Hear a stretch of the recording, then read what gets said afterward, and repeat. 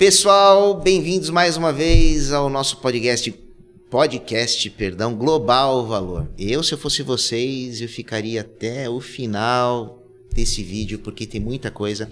Hoje, em especial, são todas as perguntas que eu recebo na caixinha do Instagram que eu vou responder.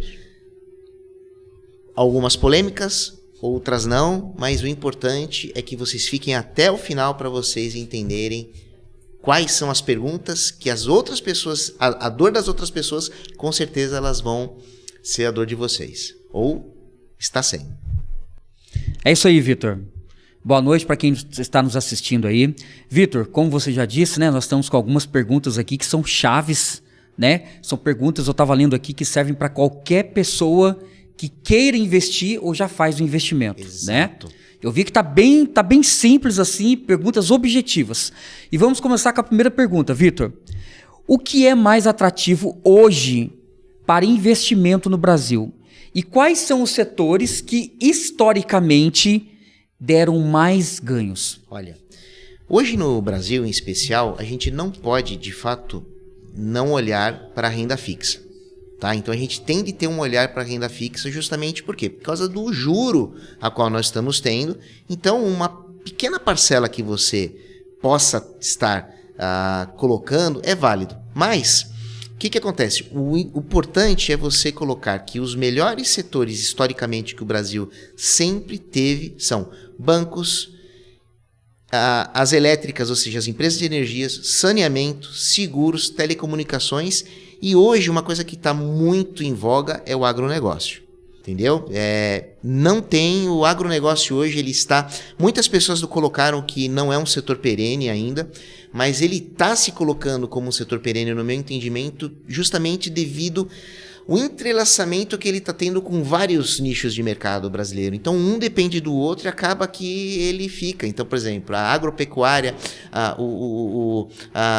os fundos imobiliários, que são os FIAGROS, entre outras variáveis, nossa, está virando, digamos assim, algo que... em especial, o agronegócio ele faz parte do PIB do Brasil e muito, né? Só que muitas pessoas colocam ele como sazonal, como tendo uma sazonalidade, ou também justamente devido a ter muito incentivo governamental. No meu entendimento, isso está mudando de uma forma que ele está se colocando de fato como um setor perene. Vitor, mas assim, pessoas que já têm investimento em outras áreas, qual seria o seu conselho? Eu tiro um pouquinho das outras e começo a investir aqui, ou num controle, ou posso investir seguro que é o investimento do momento? Balancear a carteira sempre. Então, ou seja, o risco versus o retorno. Não adianta você querer só arriscar, ter o risco alto e o retorno baixo. Ou seja, você tem de ter uma conta de risco-retorno. E essa conta de risco-retorno que você tem de fazer, ela, de certa forma, ela não é complexa. Tá? Não adianta você chegar, coloca sempre numa balança. Se você colocar a tua balança ficar pendente sempre para um lado, o teu risco sempre vai estar maior. Ah, entendi. Uhum. Então é o famoso ganha-ganha, né? Que é a ganância. Então, eu vou querer ganhar mais lá porque tá pagando mais. Isso que eu ia falar. Mas mesmo se eu souber que ali tá dando mais dinheiro, mas não, eu tenho que ter esse controle. Exato. E balancear. Balancear sempre. Então não adianta, você sempre pensa numa balança. A balança do jurídico, né? Ou seja, né? A justiça. Uhum. Se você tender por um lado, sempre algo de errado no futuro vai acontecer. Porque sempre você vai ter a tendência da balança, ela é sempre se equilibrar. Seja pela dor, seja ou não pela não dor. Então, por exemplo, muitas pessoas elas colocaram como uma aposta, vamos colocar novamente, em uma empresa, a Lojas Americanas, que estavam pagando, por exemplo, dividendos de mais de 26% ao ano. Agora, como é que uma empresa que está pagando 26% de dividendo ao ano, dando cashback de 20% quando você vai na loja comprar chocolate, sendo o setor de varejo, que é um setor extremamente arriscado, porque trabalha alavancado pra caramba, né? A pessoa chega e ela não coloca isso na cabeça. Então, ou seja, a balança dela estava totalmente desbalanceada, né? Então, por exemplo, que ela quer só dividendo, apostando em alguma coisa que ela não tem conhecimento, acaba o quê? Acontecendo o que aconteceu. Agora, se ela tem na cabeça um discernimento de balanço, ou seja, de balancear os setores na carteira, o risco dela fica extremamente controlado. Vitor, agora pegando um pouco o gancho aí no assunto que você entrou, o que aconteceu com a Americanas e qual é o futuro dela? Olha, Americanas, né, todo mundo a princípio colocou como sendo algo que seria improvável de acontecer justamente pela própria gestão que ela estava atrás dela, né? Só que até então o que está se colocando é que, por exemplo, olha que interessante, as empresas de varejo elas trabalham muito alavancadas, então, ou seja, elas pegam muito dinheiro para trabalhar, né? Então, por exemplo, eu pego agora e te pago depois, né? A perder de vista. Então, por exemplo, você chega para Brastemp, para Samsung, para outras empresas, ó, me dá 20 geladeiras aí e eu te pago depois, né? E isso eles precisam de capital depois para pagar, só porque eles estão vendendo a prazo, um monte de coisa e tal. O que acontece? A princípio, no que está acontecendo, o que foi se colocado, ou seja, que está pelas investigações, é que se você está pegando empréstimo de um banco, é uma dívida, né? Só que o que acontece? O balanço onde eles estavam colocando essa dívida, ele não era o balanço de dívida, ele era um outro tipo de balanço. Agora, por exemplo, se é um erro crasso ou não, é algo que a gente vai descobrir mais para frente, né? Se vai ter algum problema aí que o governo ele vai ter de entrar de fato, como uma CPI, entre outras variáveis, que é comum no mundo, tá? No mundo inteiro, por exemplo, pinta e borda nos Estados Unidos, você tem aí uma CPI por algum escândalo. Agora, aqui no Brasil, eu acredito que a gente pode extraordinariamente ter. Porque como é que uma empresa desse porte, uma empresa de 1939, se eu não me engano, ou 29, alguma coisa assim, né, com uma gestão por trás tão privilegiada, deixa acontecer um negócio desse, né? E você acredita que ela vai sobreviver a tudo isso? Isso é um ponto de interrogação. Depende muito, muito. Você tem vários variáveis, não sendo prolixo, né? Porque isso é só a ponta do iceberg, né? O que está para baixo a gente não sabe ainda. E você tem um fenômeno muito interessante, que é a própria repulsa do consumidor de vez em quando em comprar, porque ele está se sentindo lesado pela marca. E isso está acontecendo. Como assim? Por exemplo, as pessoas elas chegam, ela não vende o e-commerce. Agora vamos lá. Você vai comprar alguma coisa no e-commerce da Americanas? Hoje? Não compraria. Por quê? Pela crise. Porque você pode ter um prejuízo. Problema de prejuízo de você não receber o que você comprou. Então, isso é um efeito em cadeia. Sim. E aí piora mais as coisas ainda. É óbvio, né? Esse é muito complexo. É muito complexo. Ô, Vitor, aproveitando também, e essa onda de que o Nubank tinha muito investimento com as ações da Americana, alguma coisa assim, e o Nubank também, o pessoal, tô vendo vídeo na internet, o pessoal super preocupado, pessoas falando que o dinheiro sumiu. Tem relação Nubank com Americanas? Várias instituições, tá? Elas estão passando por isso. Por quê? Porque os fundos, né, que são as tranches, né, ou seja, os fundos que compram dívida dessas empresas, né, acabam o quê? Eles são diversos tipos de títulos que estão lá dentro. Então acaba que você tem uma volatilidade. Vamos colocar de uma certa forma para o investidor entender que a pessoa entende muito hoje de fundo imobiliário, né? Se você tem um aluguel, tá? Então você tem 30 aluguéis. Nem 30, 10 aluguéis. Aí desses 10 aluguéis, 5 desses aluguéis são da mesma pessoa e essa pessoa ela fica inadimplente. O que acontece? Nossa. 50% a menos, né? Certo? É o que está acontecendo. Então, essa inadimplência, essa instabilidade nos papéis variáveis acaba o quê? Desestabilizando, é um efeito em cadeia. Então é real. É óbvio. É um efeito em cadeia. Essa preocupação... É um efeito em cadeia. É real. É real. É um efeito em cadeia. Você está entendendo? Só que não necessariamente é um caso de insolvência. Não necessariamente é um caso de insolvência, porque o próprio mercado se ajusta e o próprio papel se ajusta. Por quê? Porque as próprias empresas que fazem essas tranches, esses fundos, eles acabam adequando os pesos, como está acontecendo, tanto que tinha muitas pessoas que, tô negativo, agora não tô mais. Por quê? Porque o mercado se ajusta. Ah, legal. Você lembra da balança que a gente falou agora? Uhum. Há pouco tempo atrás? É a mesma coisa. Então é desnecessário ter uma preocupação, porque teoricamente... Não, desnecessário nunca.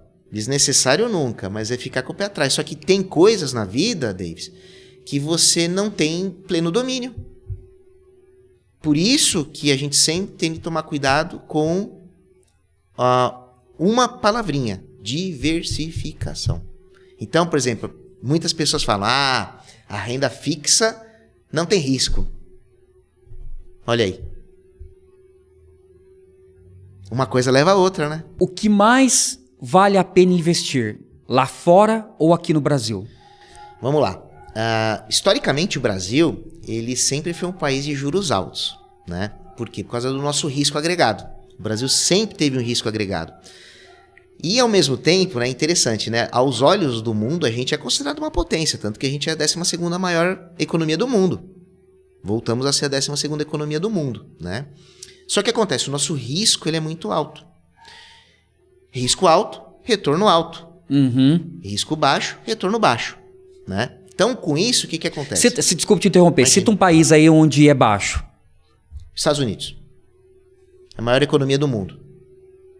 Então, o risco baixo, o retorno é baixo. Tanto que, por exemplo, qual é a reserva de emergência que as pessoas têm nos Estados Unidos? É deixar o dinheiro no banco.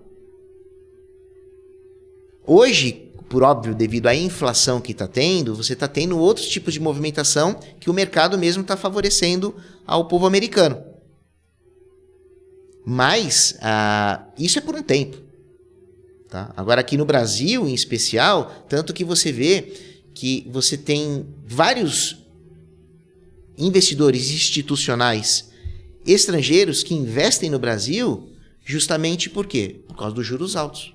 Então ele traz o dinheiro para cá. Isso é bom.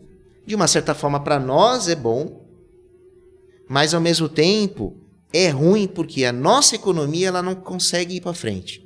Porque a nossa indústria não consegue ir para frente. Se a gente tem juro baixo, então você pega dinheiro com juro mais baixo e você acaba produzindo mais.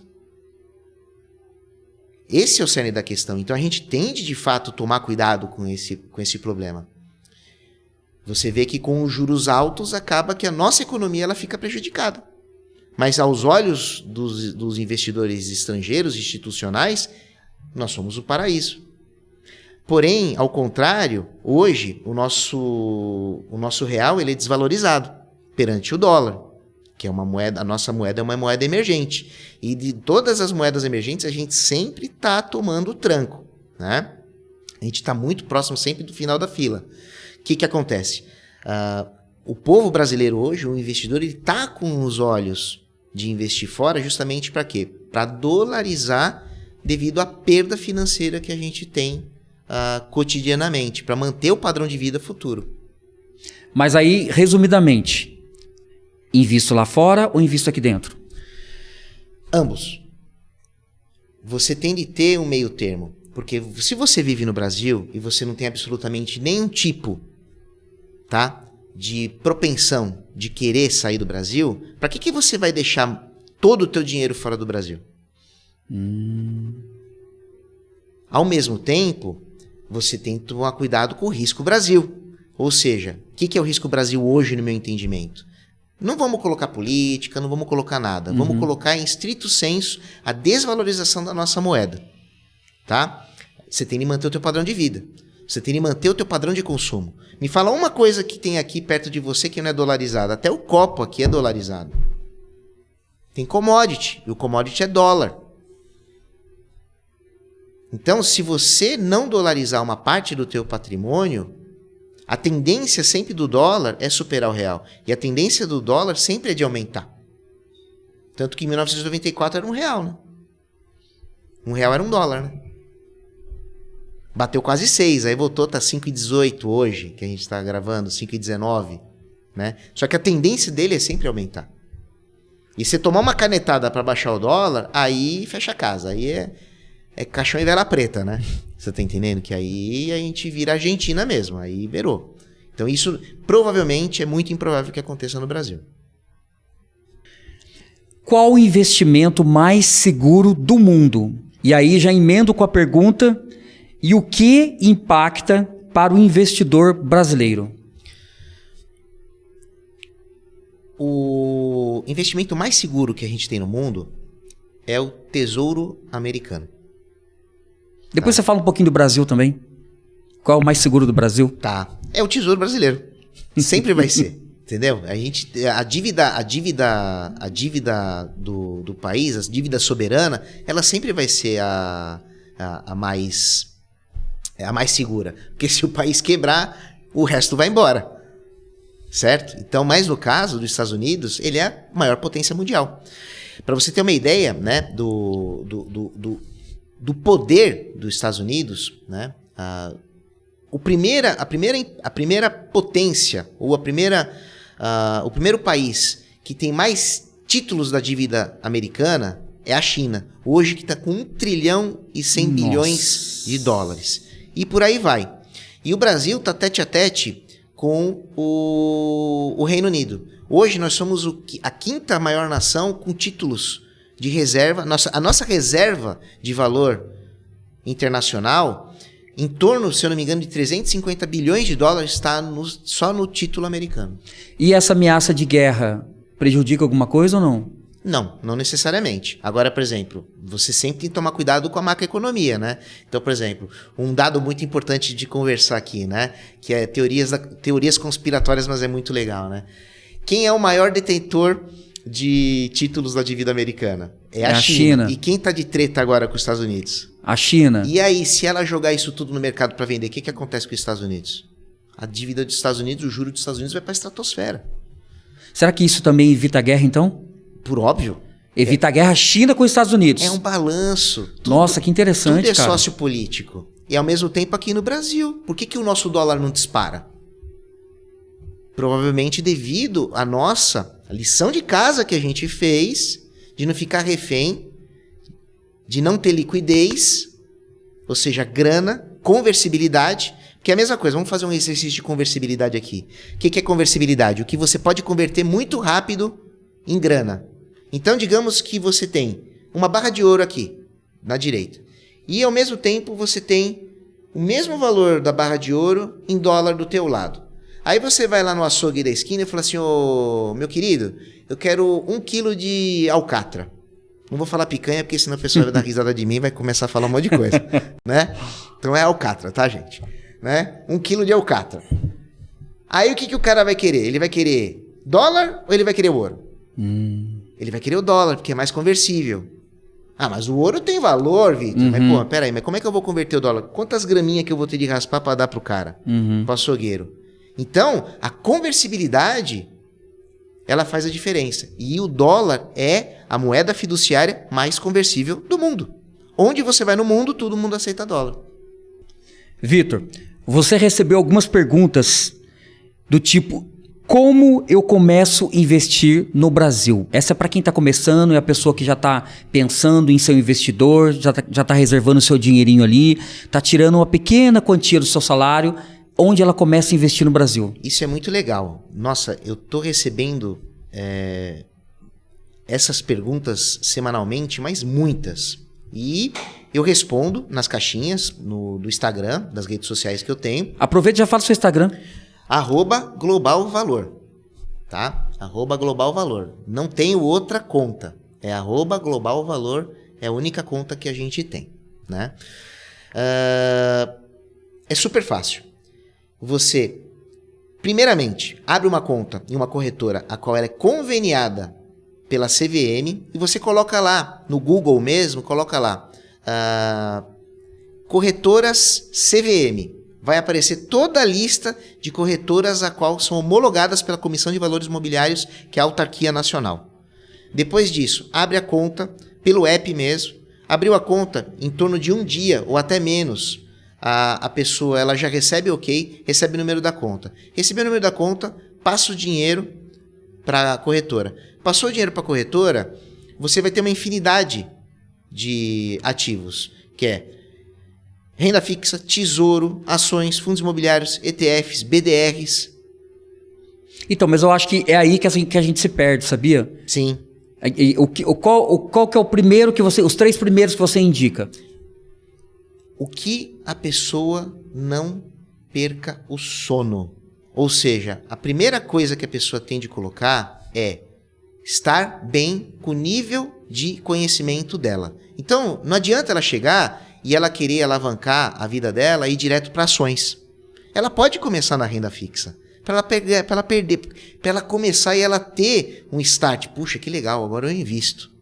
Em cima disso, pouco tempo vai conhecendo. Porque é comum, e é super comum, melhor dizendo, a pessoa ir aprimorando e dando os seus passos de querendo aprender. Então, por exemplo, o que é uma ação? O que é um fundo imobiliário? Eu tô aqui para isso. Eu ensino todo dia, tem conteúdo gratuito em especial. Eu falo que o meu Instagram ele entrega conteúdo gratuito que muita gente que tem curso que pago que não entrega, né? Ela vai começando a aprender e ela vai aprimorando e ela vai se colocando numa posição a qual ela tenha o psicológico dela conservado. Aí a partir daí vai embora. Não tem mistério. E quais instituições? Né? Então vamos lá, vamos só colocando. Abre a conta, escolhe uma instituição. Que instituições que as pessoas podem escolher? Você tem XP, você tem a Clear, você tem a Rico, BTG, você tem o eu vi BTG, que você colocou. Você tem um monte, que são as mais conhecidas. Você tem o Nuinvest também, que era a Easy Invest antigamente, que em especial, quem não sabe, é a corretora mais antiga do Brasil. Só que ela foi sendo comprada, né? Digamos que é a mais popular. Faz isso, abre a conta pelo app mesmo e começa a investir. É que hoje muitas pessoas falam sobre ETF, né? Então o que é ETF? A ETF é a Exchange Trading Fund, ou nada mais do que um título, um fundo comercializado em bolsa. Isso é legal de a gente conversar porque a ETF, no meu entendimento, é o investimento mais democrático do mundo e existe tanto no Brasil como fora do Brasil. Então, por exemplo, a pessoa não sabe manja nada de renda variável, de ações. Manja nada. O que a ETF ela favorece para o investidor? Ela favorece uma cesta com um monte de ativos lá dentro que um gestor ele fez. E em cima daquilo pode ser temático, pode ser não temático. Por exemplo, tem um ETF que a gente está na Semana da Mulher, né? Parabéns, mulherada. Tem um ETF que é o ETF das mulheres, que é o ELA. Focado temático. Temático. Tem um ETF temático. E isso dura quanto tempo? Até você retirar o dinheiro. E quer dizer, então, aquece. Nesse momento, ele aquece. Sim. Então, o que acontece? Você compra essa cota do ETF, né? E em cima disso, você tem uma cesta lá dentro. Você tem um monte de ativos, a qual vale a pena você entender, você enxerga, você estuda. Pô, olha que legal, o que tem aí? Tem ação? Que ação que eu tenho aí? Olha que legal, tem a empresa de energia, tem bancos. Olha que legal, por que tem renda fixa aí? Por que tem tesouro direto aí dentro? Que aí o gestor, ele tá te colocando, que ele tá balanceando para você. E como que eu encontro esses ETFs? Como que eu encontro? Na própria prateleira da... Mas tem vários nomes? Eu posso escolher? Você vai, então, e na grande maioria das corretoras, eles te colocam quais tipos de ETF são. Então, por exemplo, você quer um ETF sobre, digamos, mercado internacional. Então, por exemplo, hoje no Brasil você tem ETFs, né? Você tem 2 ETFs que eu vejo que são muito bons, né? Que é o WRLD11, né? Tudo que é final 11, ele é ETF ou ele é fundo imobiliário, que é o ticker, né? Que é o nome que você encontra, tá? E o outro, o nome é o IVVB11, tá? Que nada mais, nada menos, ele replica o índice da S&P 500, que é a Standard Poor's, que são as 501 maiores empresas dos Estados Unidos. Se você for ver a performance desses ETFs perante a grande maioria dos ativos, parece um foguete o negócio. Parece um foguete. Por quê? Olha que interessante. Você está no Brasil, porém você está globalizando a tua carteira. É um grande artifício da pessoa fazer o quê? De ela começar a conhecer o mercado internacional. Olha que legal. Você tem da China, que é o China 11. Você tem ETFs no Brasil temáticos sobre carbono zero. Empresas que são carbono, ETFs onde mulheres que são gestoras das empresas, ou seja, por exemplo, aquela empresa a CEO é uma mulher. Então tem ETF temático só de mulheres que são gestoras. E a rentabilidade disso em um ano dá em torno do quê? Aí a gente não tem como saber, porque a gente está exposto ao mercado. Tá, mas o histórico? A gente nunca pode olhar o passado. Ah, é? É. A gente pode ter uma ideia de entrega, só que retorno passado não quer dizer retorno presente e retorno futuro. Só que a gente pode o quê? Fazer métrica com isso. Né? E essas métricas, como é que você estuda isso? A gente passa um pouco mais para frente em outro podcast eu explico isso de um jeito melhor, porque senão vai se alongar muito. Tá bom? Uhum. Vitor, e como funciona, no caso das ações e fundos imobiliários, o famoso ganho de dividendos? Vale a pena? Vale muito a pena. O ganho de dividendos, ele é entrelaçado ao juro composto. Então, todo mês que você ganha dividendo, o teu juro composto, que é diferente do juro simples, vai aumentando, que 1 mais 1 não são 2. Tá? Ele vai aumentando, ele vai aumentando, ele vai aumentando. Quando você compra uma ação, então você faz parte do que? Você já é um sócio da empresa. Então, como você é um sócio da empresa, você está exposto ao dividendo da empresa. Ou você está exposto ao lucro ou à perda da empresa. Só que a grande maioria das vezes você tem dividendos. É só você ver, pergunte para qualquer um que está vendo esse podcast, se você está interessado, que com certeza alguém te falou sobre isso. Então, por exemplo, olha que interessante, né?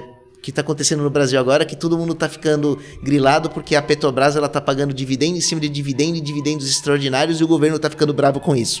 Né? Então, olha que interessante. Onde que você, em um investimento, você tem 14%, 13% de ganho sem pagar imposto de renda? E no fundo imobiliário, por exemplo, o cerne da questão é o seguinte: você quando vira sócio de uma empresa, você tem a Datacom, ou seja, você chega e você coloca lá, você compra, só que nessa compra que você faz, você tem uma data limite, que se você comprar até essa data, você é elegível a ganhar dividendos na tal data que a instituição ela vai pagar. A partir daí é o Data X. No fundo imobiliário é mais fácil. Você comprou, no outro mês você já está recebendo. E é mensal. Agora, no caso dos dividendos de empresas, ele pode ser mensal, ele pode ser trimestral, semestral, anual, fora os JCPs, que são bônus que você recebe no ano e de vez em quando você nem sabe que está recebendo. Vitor, você conseguiria dar um exemplo de valor prático? Com quantos reais eu consigo comprar e quanto por mês eu consigo ter de retorno? Para R$1.000, o cara tem R$1.000, ele compra? Lógico que compra muito. Qual é o mínimo para eu comprar isso? Olha, aqui no Brasil você tem o setor fracionado e o setor de lote cheio. Então os lotes são 100 cotas, 100 ações, no caso de ações, ou fracionado que você pode comprar de uma ação. No caso de fundos imobiliários ele não tem disso, você pode comprar uma ação como você pode comprar 1.000. Uhum. Hoje, por exemplo, você tem ações que custam menos de R$10, que tem um yield, ou seja, que te pagam dividendos de mais de 8%, tranquilo. Ao mesmo tempo, você tem fundos imobiliários que estão com R$10 você compra um fundo imobiliário e você tem um yield anual de mais de 10%. Ou seja, ele te paga de mais de 1%. Esse de 14% que você citou, Qual é o mínimo para eu comprar da Petrobras?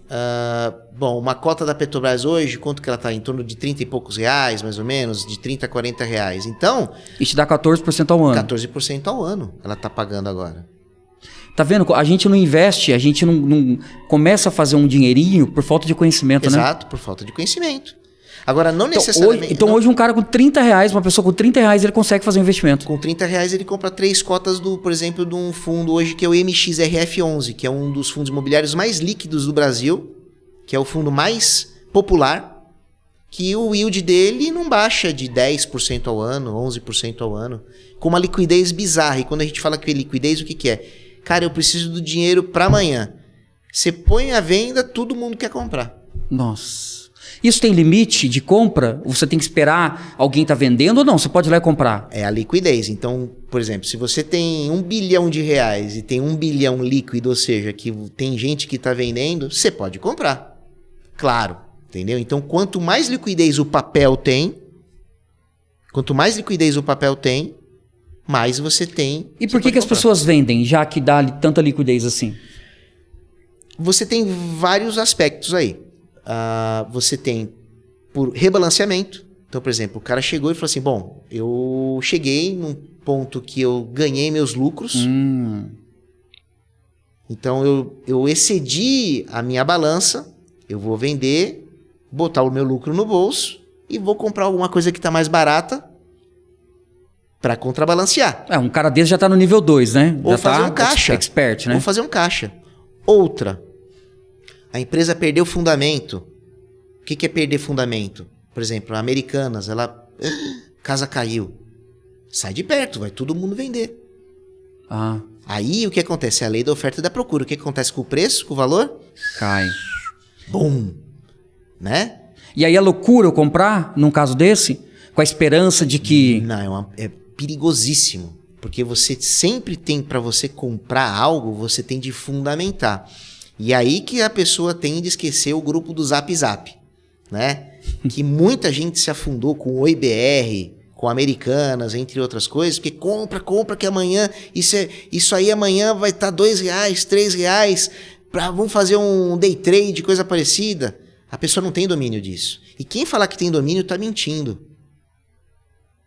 Tá mentindo. Então, se você tem uma postura de investidor de longo prazo, ou seja, que você quer ser investidor para você chegar numa posição da tua vida que você fala assim, cara, beleza, hoje eu tenho independência para fazer, não digamos falar que eu quero, mas uma outra profissão, fazer uma viagem, não faltar nada, sair para almoçar e jantar todo final de semana com a sua família, se planejar para comprar um carro novo a cada 3, 4 anos, entre outras variáveis, você está no lugar certo. Agora, se você quiser só especular, esse domínio é algo que eu sinceramente, eu nunca vi ninguém ir para frente assim. É melhor dar o dinheiro para mim, que aí eu assumo e eu ajudo você, brincando, a como você gerencia de uma forma melhor. Porque é loucura. Nunca fazem isso. O timing é algo que ninguém tem. É muito difícil você ter timing. E dá a impressão que os maiores têm, né? Informações privilegiadas. Isso. São informações privilegiadas. A gente não pode falar que isso não existe. É claro que existe. Você tá entendendo? Quem tem mais informação. É óbvio, né? Por exemplo, se você tem ferramentas como um terminal Bloomberg, se você tem ferramentas, se você é um estudioso, se você está toda na tela. Por exemplo, eu tenho meu setup em casa. O que é meu setup? Então, das empresas que eu invisto, das empresas que eu estou vendo, como é que está o termômetro do mercado internacional, as notícias. Pô, é o meu setup. Então, agora... Me fala se todo mundo tem isso aí. Não, né? Uhum. E mesmo assim, as pessoas que têm o setup, não é porque elas têm um setup bom, porque elas estão bem informadas, que elas vão não ter perdas também. Quem falar que só ganha, tá mentindo, é um louco. Entendeu? Prende ou põe no hospício porque é charlatão.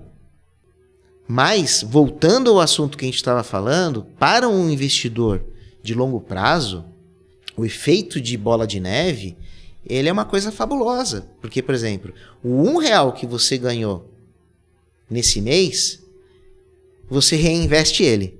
Nossa, verdade. No outro mês, não são mais R$1 que você vai ganhar. Uhum. São 2.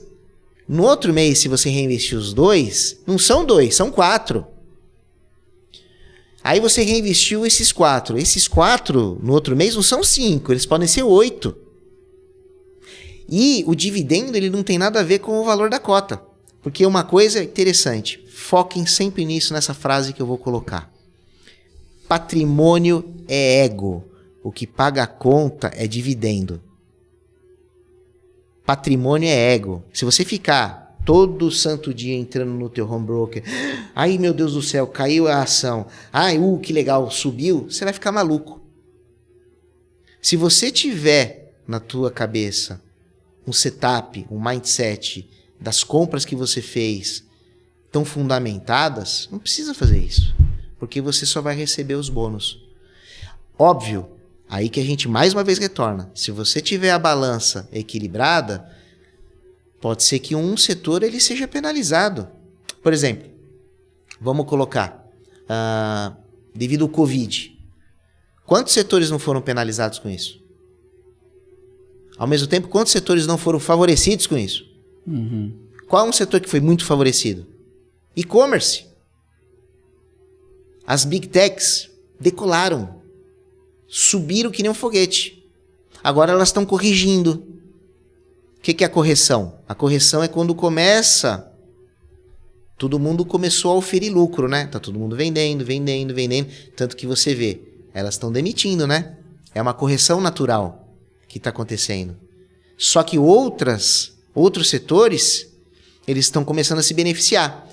Que é setor de energia, setor de commodities. Por quê? Quem que está reabrindo? Quem que é o grande dragão que está reabrindo agora, devido que a gente saiu da pandemia? A China. O que ela mais precisa? De energia. O que ela mais precisa? De commodity, de trigo, de comida, de um monte de coisa. Então uma coisa balanceia a outra. Ah, mas no Brasil não tem isso. Vocês repararam o que aconteceu? Uma vaca que teve a vaca louca lá no norte. Você viu o embargo que a China fez no Brasil? Para tudo. Tudo, parou tudo. Para tudo. Olha o que é a globalização. O prejuízo disso é imenso, né? Aí, fizeram a investigação rápido, mas foi muito legal. Parabéns, foi muito legal esse case. Estudem isso. Saiu laudado tudo, que foi um caso isolado, que provavelmente devido à idade do animal, isso, aquilo, tal, entraram com o pedido para desembargo, isso, aquilo, tal, tá tudo pronto. Ah, mas também tem que ser rápido, né? Porque é gigantesco o comércio disso prejuízo disso aí. Não, o prejuízo é... Mas assim, olha que legal que é você estudar isso. O que é a macroeconomia? Olha que legal que é você estudar isso, né? E por causa de uma vaquinha, hein? Eu preciso de muito para começar a investir? Você precisa de muita, sabe o quê? Vontade. A pessoa ela tem de ter vontade de investir. Porque monetariamente, qualquer pessoa que tenha hoje um poder aquisitivo de R$10, como a gente falou há tempo atrás, ela já é considerada um investidor. Você tem alguns investimentos, inclusive... É mais democrático, inclusive, a renda variável do que a própria renda fixa, né? Porque, por exemplo, você tem títulos do Tesouro que eles têm um limit point que é a partir de R$100, R$70, ou até próprios CDBs. Agora, por exemplo, você tem empresas de energia no Brasil, né? A Copel, até pouco tempo atrás, ela estava sendo comercializada a R$8,68. E é extraordinária a empresa. Companhia Paranaense de Energia. Espetacular. Mais um nicho de mercado do Best, né? E o Best, ele é muito conhecido justamente pelo Luiz Barsi, que é o maior investidor pessoa física no Brasil, né? Só ele tem quase R$4 bilhões na bolsa. Pessoa física. Não é pessoa jurídica, é pessoa física. Né? Então, a metodologia, né, o BEST, né, que é bancos, elétricas, saneamento. Aí depois veio os seguros, que não tinha. As empresas de energia, né? De telecomunicações. E aí depois aí virou a besta, né? Por causa do agronegócio, né? Que o pessoal tá falando, né? Virou besta. Né? É uma metodologia muito simples e muito eficaz. A gente não pode tirar o mérito disso.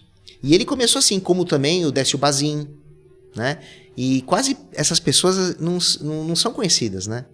Ô, Vitor, e essas pessoas que você aconselha, seus alunos, né, seus clientes, em que ela quer começar a investir, ela pega R$100 ali, começa a investir, só que ela é tentada, né? A dificuldade da vida, ela retira. Acontece muito isso? Qual é o conselho que você dá para que você não retire, aguenta firme? É o planejamento inicial que eu sempre falo. A pessoa que não consegue arrumar o seu armário não consegue fazer o seu orçamento pessoal. Então, qual que é o armário das finanças? É o orçamento pessoal. Porque intempéries a gente sempre vai passar. Sempre.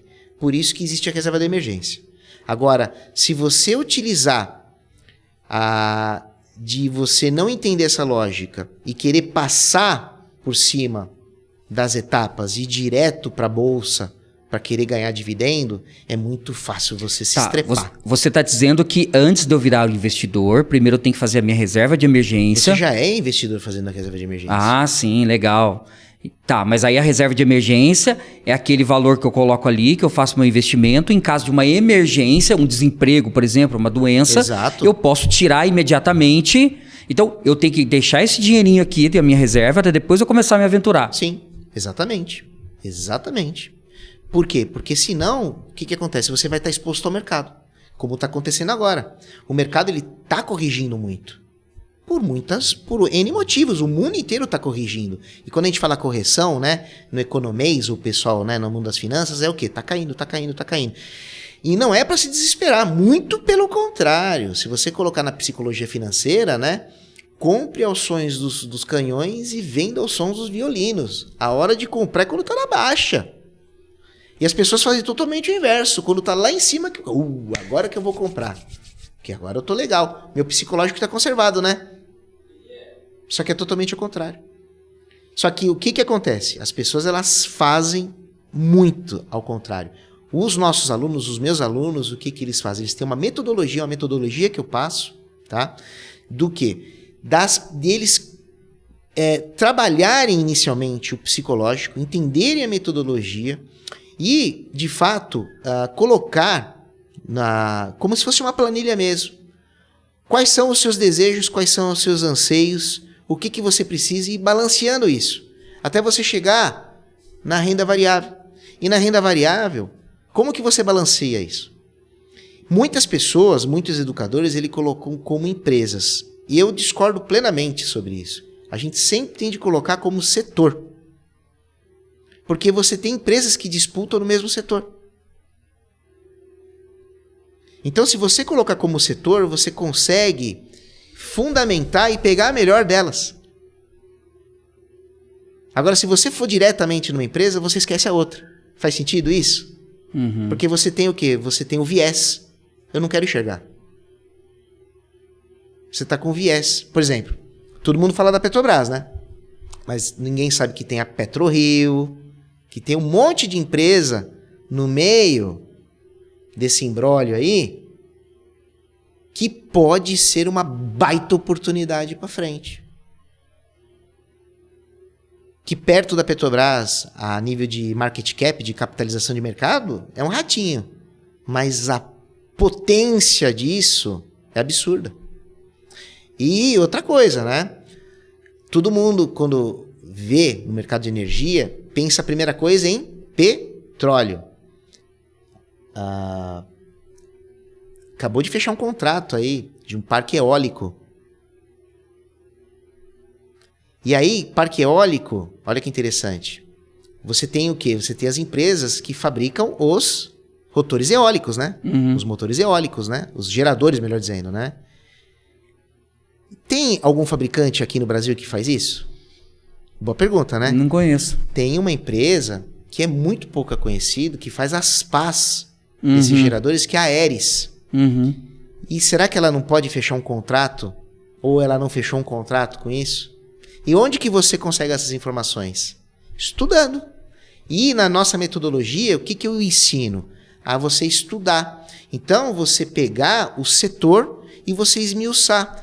Peraí, ele é de energia, mas ele faz o quê? E onde que você encontra essas informações? E aí, onde a gente vai encontrando essas informações, que a gente vai montando de uma forma que você faz o setup, que você não precisa, depois de tanto tempo,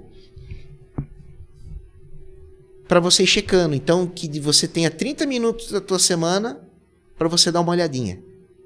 E se você pega esse setor no começo, você vai embora, vai passar anos aí só lucrando. E vai embora. E você vai balanceando, Por exemplo, hoje a bolsa está em torno de 103 mil pontos, né? A bolsa brasileira, né? Aí tinha até um hashtag, né? Rumo aos 200 mil. Mas, nossa, eu ouvi muito isso, né? A gente não chegou ainda. Mas por que não? Por que não? Né? Por exemplo, a bolsa americana, a NYSE, né? Ela tá num bear market danado, que faz muito tempo que não tem, ou seja, que é o ursão, né? A gente fala que é o bear e o touro, né? Que é o bull. Então, o que acontece? Quando como é que o urso ataca? Ele ataca de cima para baixo, né? Então, é a patada do urso que leva tudo para baixo. E o tourão, quando vem, pra cima. É para cima. Então, a gente tá no ursão. Só que, historicamente, desde os primórdios, os casos internacionais, tá, de bear market são menores que de bull market. Então a tua tendência sempre é de subir, não é de descer. Só que as pessoas, elas têm uma tendência sempre de enxergar as perdas, nunca os ganhos. Agora, se você colocar isso num gráfico, você vê nitidamente que ele é que nem um eletrocardiograma, né? Mas está subindo. Mas ele está subindo. Olha que interessante. Ele está subindo. Ele está subindo. Eu não sei se a gente consegue colocar, inclusive, no podcast alguma coisa, um mapa. Um mapa não, um gráfico. Se a gente conseguir, a gente coloca. Que é um gráfico que eu vou colocar dos 200 anos de Bolsa Americana. Olha que interessante. E aí ele faz uma comparação de ações, ouro, tesouro, moeda e o outro que eu esqueci. Quem ganha aí? As ações. É um foguete. Em 200 anos... Ah, Vitor, mas pô, eu não vou durar 200 anos, mas você tem de pensar em legado. E você sempre tem de pensar que o quanto antes você vai começar a investir, a tua tendência sempre é de subir o teu patrimônio. E mais uma vez eu reitero, patrimônio é diferente, né? O patrimônio é ego, melhor dizendo, né? Uhum. O que paga boleto é dividendo. Então o teu patrimônio, ele oscila como qualquer empresa. O preço de uma empresa hoje, ele não é o mesmo preço amanhã. Agora, o teu dividendo, ele não perdendo o fundamento, ele sempre praticamente vai ser o mesmo. Oscilando um pouco para baixo, um pouco para cima. Só que me fala, vocês que estão vendo o podcast, quantas vezes os seus dividendos oscilaram muito para baixo? É raríssimo isso. Só sobe. Aí você entra também no efeito do juro composto, né?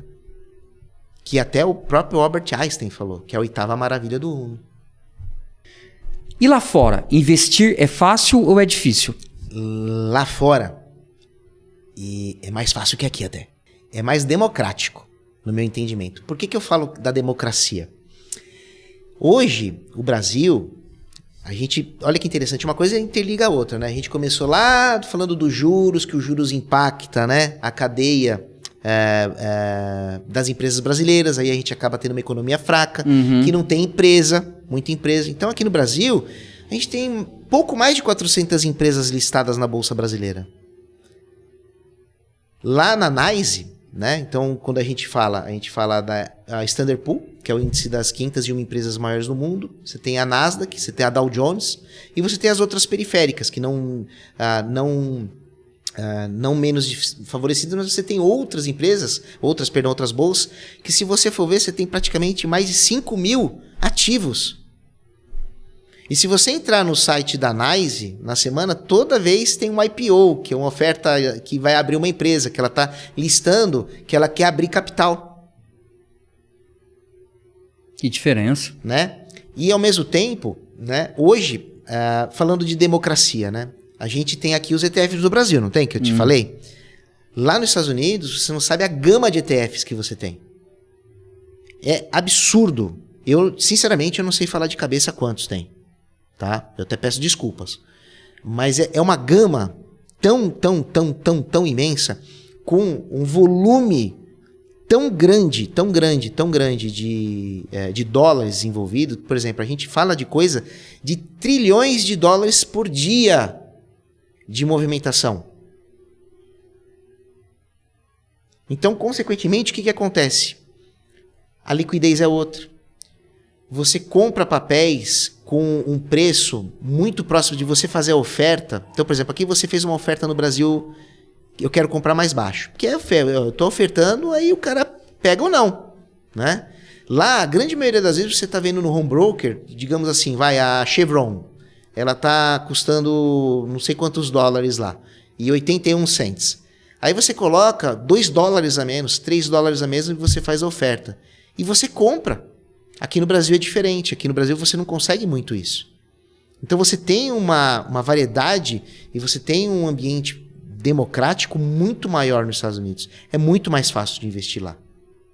Só que, mais uma vez eu reitero, para a pessoa chegar lá, né, ela pode começar aqui no Brasil também, se expondo pelas BDRs, que muita gente critica e muita gente acaba não sabendo o que é.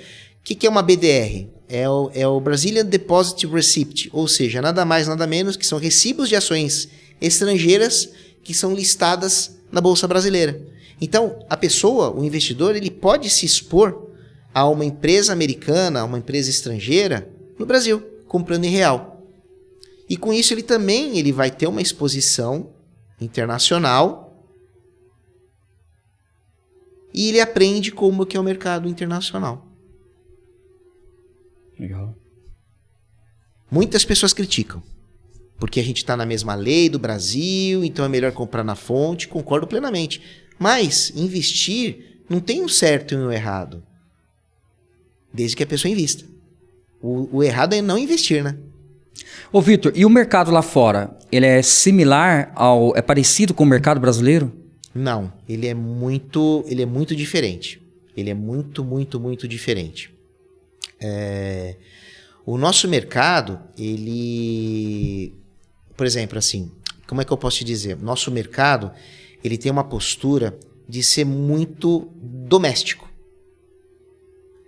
Lá fora, ele já é muito globalizado, justamente pela gama de ativos que você tem. Então, por exemplo, você tem ETFs, né?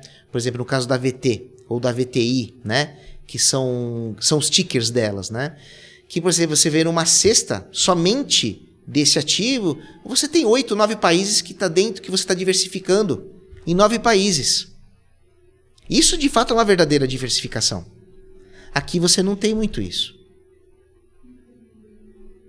Aqui você não tem muito isso. Você tem uma certa diversificação, mas você não tem uma diversificação em massa. Por isso que é bom, eu sempre falo, globalizar, por isso que é global o valor. Ou seja, a gente nunca pode esquecer da balança. Se você mora no Brasil e você não tem intenção de sair, você tem de ter bastante dinheiro aqui justamente para quê? Para você sobreviver. Mas, ao mesmo tempo, você tem de ter uma exposição global de reserva de valor, de patrimônio. Pessoas podem entender isso como eu estou errado, ou você está certo. O importante não é a questão do juízo do meu valor, a questão é do juízo da pessoa, de ela entender o que é melhor para ela. Criptomoedas. Vamos lá. Criptomoedas, ela não faz parte do meu core, tá? De investimento. Tem um porquê. Eu tenho uma tendência a achar que investimentos, para mim, tem de criar valor. E quando eu falo valor, ele tem de estar atrelado a algo. Os criptoativos, no meu entendimento, eles não têm lastro. Muitas pessoas podem me criticar. E eu sei o que eu estou falando porque eu fui uma das primeiras pessoas que investiram em Bitcoin no Brasil. Quando ninguém queria, me lembro muito bem, no dia que a minha filha estava nascendo, há 12 anos atrás, eu estava voltando de Nova York. Aí o médico esperou eu chegar, né? E eu estava esperando no aeroporto, eu estava na sala da American Express, né? Aguardando lá no JFK, e eu estava num site. E tava lá, olha, clique aqui, isso, aquilo, tava num site lá de notícias que você para ganhar um Bitcoin. E eu ganhei. Tinha a chave, tudo, coloquei ele, na criptografia, tudo, coloquei na minha wallet, tudo. E eu ganhei muito dinheiro com isso. Só que o que acontece? Quando a gente fala de Bitcoin, ele é um... Você ganhou um Bitcoin? Eu ganhei vários. Ninguém queria. Tanto que você tem o Bitcoin Pizza Day, né? Ou seja, né, que uma vez pagaram uma pizza com um Bitcoin. Nossa. Quando ninguém queria. Né? Nossa. Só que o que acontece? No meu core, eu fui amadurecendo e eu fui vendo que... Você já era um investidor? Já. Tá. Pelo menos eu já tinha aí 11 anos de investidor nas costas. Só que eu falei, quero ver o que é isso aí, né? Criptoativo. E se você for ver, né, eu aconselho todo mundo a ver, coloca lá no Google, White Paper Bitcoin, e leia. Né? Se não tem domínio no inglês, não interessa. Você coloca lá no Google Tradutor, ele vai te traduzir. É o estado da arte. Não tem inflação, ou seja, não consegue ter inflação, ou seja, o próprio ecossistema,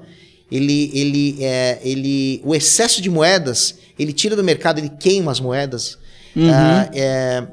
Ele sai do sistema fiduciário normal, ou seja, você tem domínio sobre o que você tem, variáveis, muitas coisas positivas. Só que o que acontece? Eu comecei a ficar muito incomodado. Que eu falei, como assim que eu tenho um ganho exponencial desse? E quem comprou isso? Para quê? E o que serviu para quê? Por quê eu falo isso? Quando você investe numa empresa, você está gerando valor.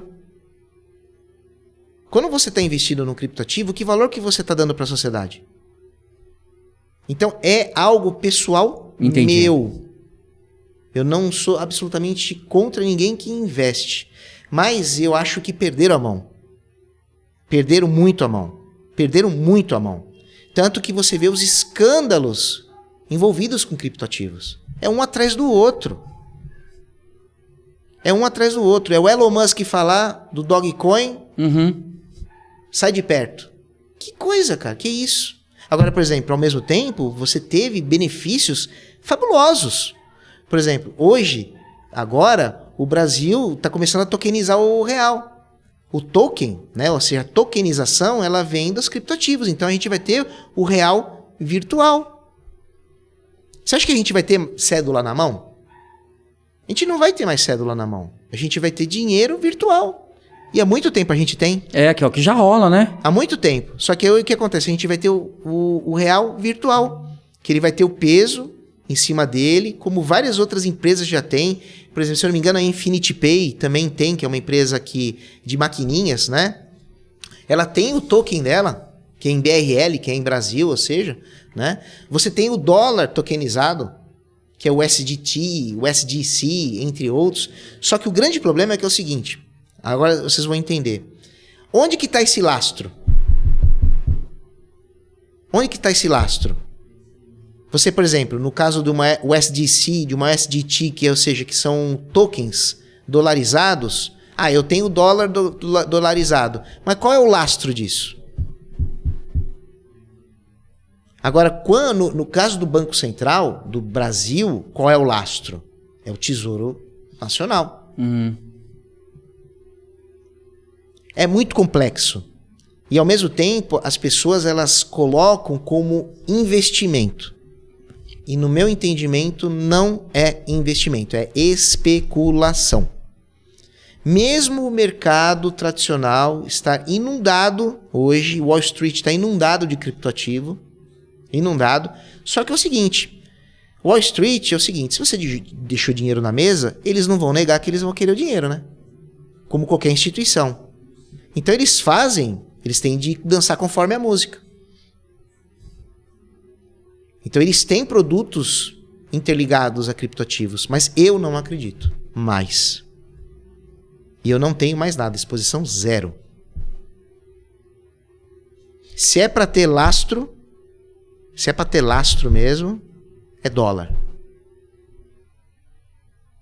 Ah, mas o dólar, ele também desvalorizou, né? Tá, tudo bem. Em 200 anos, quanto que o dólar desvalorizou? Em 30 anos, quanto que o real desvalorizou? Cara, R$100 de 1994 são R$13,74 agora. Que estilo de vida vive com isso?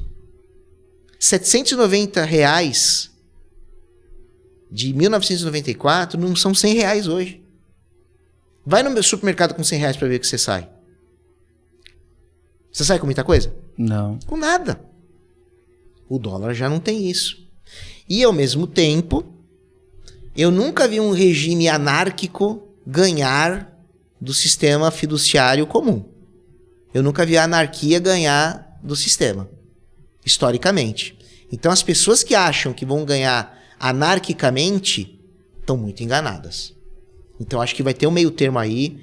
E para conviver, para esse sistema ele conviver de uma forma a qual ele veio, que ele não vai sair mais das nossas vidas, ele vai ter de ter de fato uma norma específica.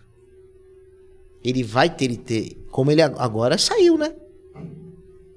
Agora você tem uma legislação já específica que saiu há pouco tempo no Brasil, como o mundo inteiro vai ter de ter.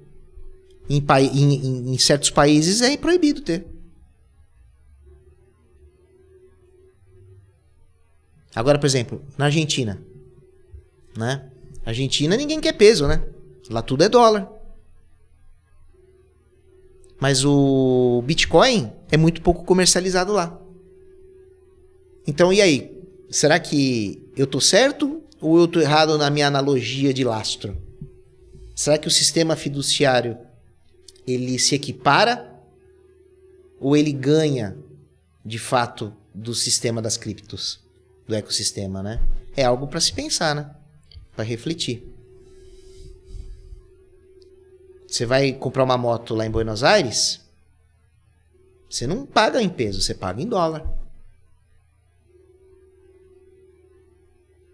Você vai na Venezuela, você não paga em bolívares. Tanto que você tem bolívares jogados na rua. Na rua. Tem vídeos sobre isso no YouTube. Quem tem dólar, tem tudo.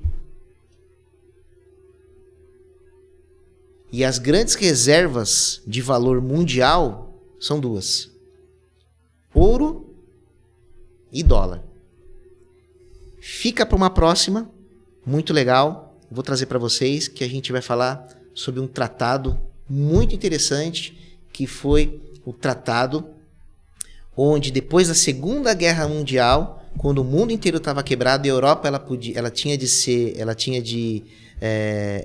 se reestabelecer.